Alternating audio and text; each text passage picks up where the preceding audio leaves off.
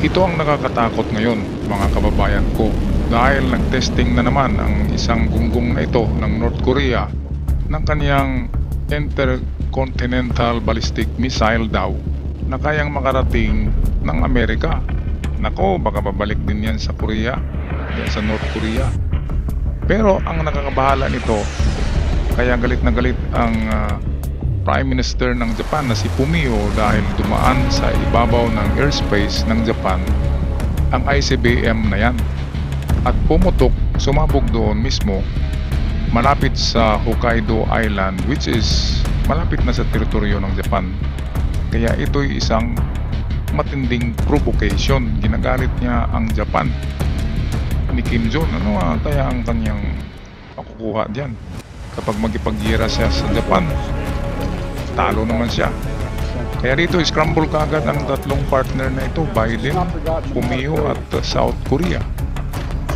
At nagpatawag kaagad ng madali ang pulong, emergency meeting para sa mga countermeasure na gagawin kontra kay Kim Jong. Our military strongly condemns North Korea's reckless provocation, which escalates military tensions on the Korean peninsula, and urged them to immediately end it. Despite our military's repeated warnings, North Korea continues to carry out threatening provocations. Once again, I strongly warn that North Korea is entirely responsible for any consequences from all subsequent situations.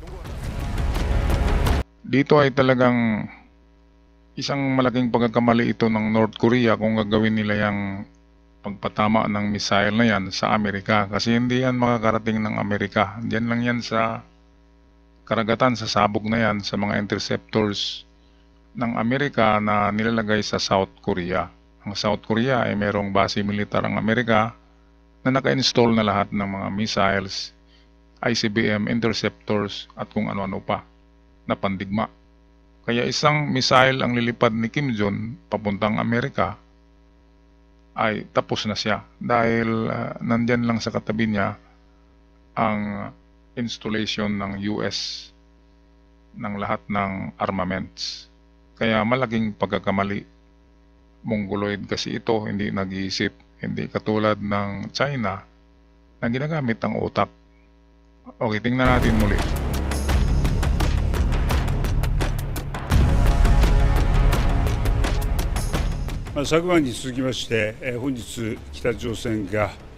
Following last night, North Korea launched another ballistic missile today. I have given instructions to the government to provide information to the public and conduct safety checks thoroughly. So far, no damage has been reported. Based on calculations of its flight trajectory, the ICBM class ballistic missile launched this time has a range of more than 15,000 kilometers, depending on the weight of the warhead, and in that case, it can reach anywhere in the United States. Regarding this launch, we have strongly condemned North Korea and have made a solemn protest against its actions through diplomatic channels in Beijing.